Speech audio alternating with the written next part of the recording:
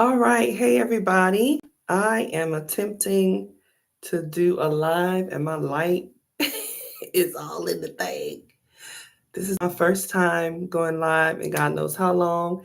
And on top of that, I'm on YouTube and Facebook. So I'm doing the most right now. But listen, I wanted to share something with you guys.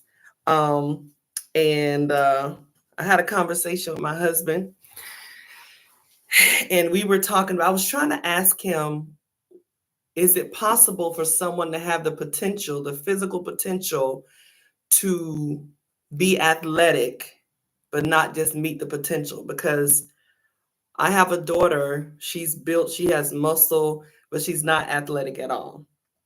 And I was trying to figure out, I was frustrated because I was like, she has so much potential. And so I was trying to talk to him about it because he's an athlete and everything. And we were not seeing eye to eye. And that happens sometimes. Forgive me, I don't have my glasses today, so I could barely see.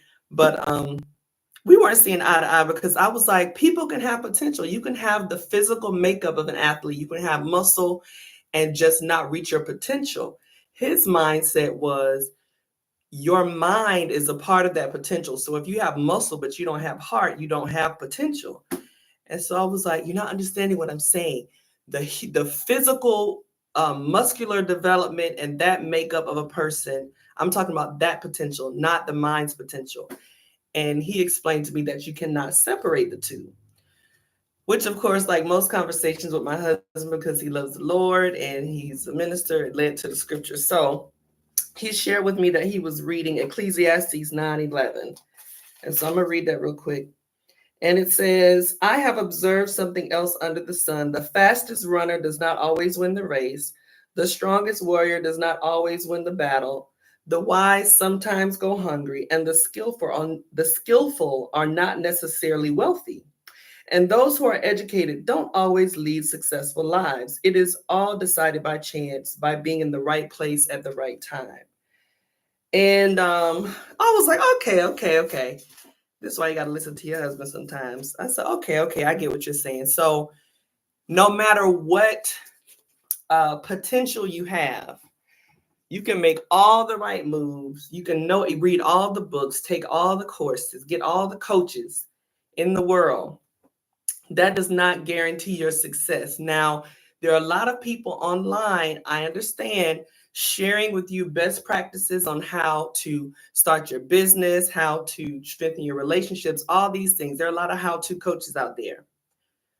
But at the end of the day, there is an X factor, okay? An X factor.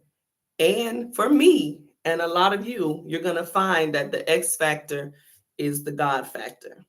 The God factor meaning, if he wants something to happen, it's going to happen. If he does not want it to happen, it will not happen. No matter how much you study, no matter how pretty you are, no matter if you make all the right moves, there's an X factor there. And nobody wants to tell you this because they want to sell you products and tell you, hey, all you have to do is follow this step, boop, boop, boop, boop, boop, and you'll get exactly where I am. That is not the truth. You cannot guarantee people that. What you can do is, I can increase the probability that you will succeed if you take certain steps. Your probability for success will go up. The possibility is there. The probability will go up. But I cannot guarantee you success. Nobody can guarantee you success because there's always an X factor. There's always, didn't I tell you to go back here? You're trying to be in the camera. Stop. There's always an X factor. There's always factors that you cannot control. Okay. So I'm not saying don't take the courses. I'm not saying don't go to school. I'm not saying don't do any of these things that make you feel like you're going to be successful.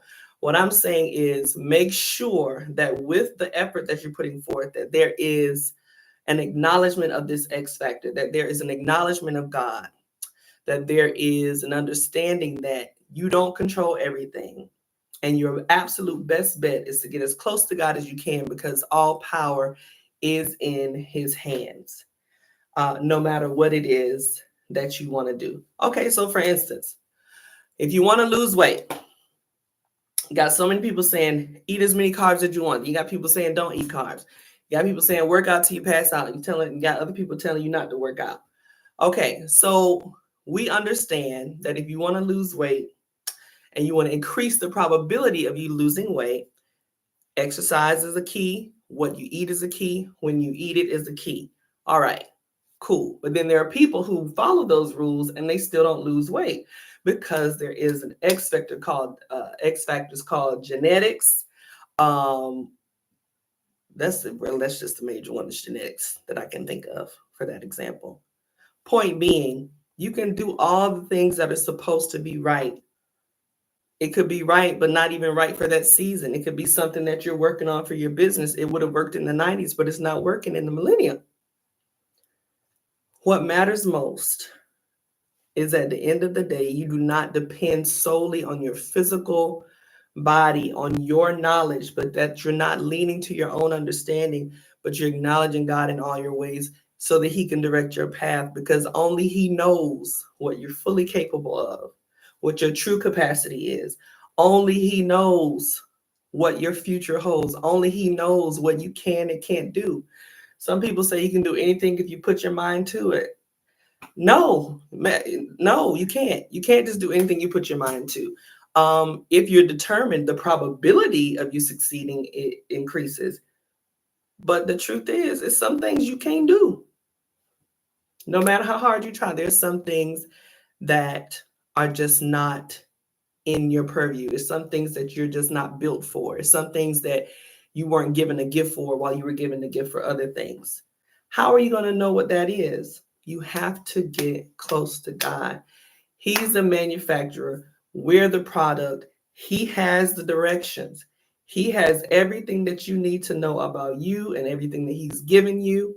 Your absolute best bet is to get as close to him as you possibly can, so that now when you're putting forth your efforts, when you're now, okay, I'm working out, or I'm working on my business, or whatever it is that you're doing, now your work and your effort, it's guaranteed to be successful because you're pointing it in the right direction. You're doing what you're supposed to be doing instead of just doing what can be done. Not everybody's supposed to be doing everything.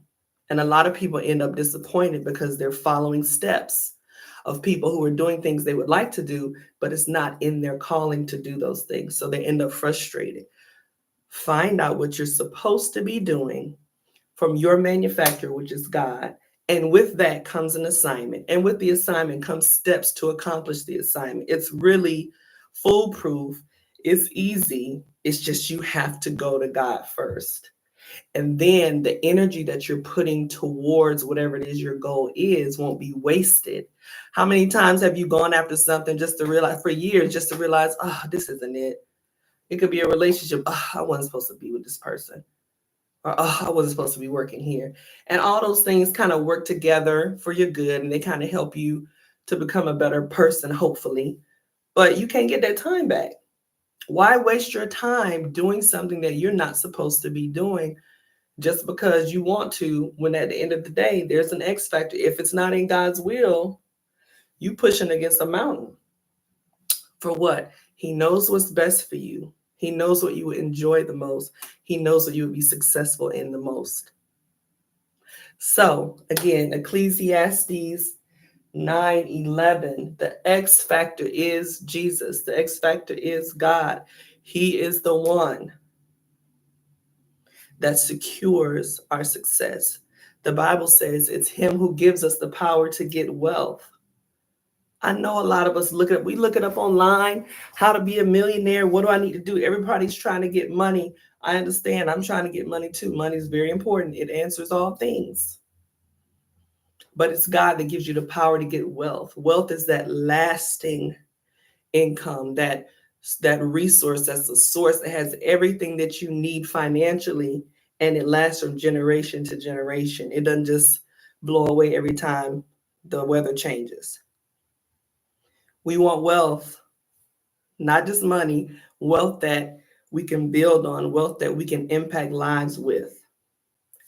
The Bible says he gives us the power to get wealth. Now you can do whatever you want to do. You can, follow the steps of other people and do what they're doing. Your chance of success is less than 50%. It feels good to try.